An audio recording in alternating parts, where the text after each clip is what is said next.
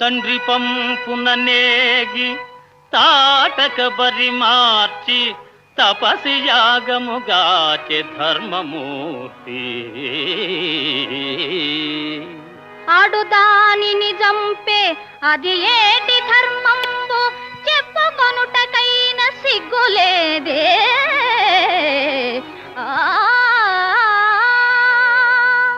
శివధను ఖండన మవలీలగా వించే భుజబలశాలి ఆ పుణ్యమూర్తి.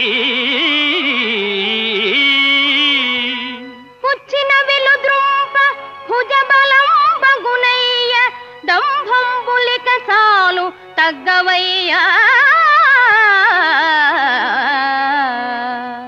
వరపరక్రముడైన వాలిని తెగటార్చి సూర్యనందను బ్రోచే శౌర్యధను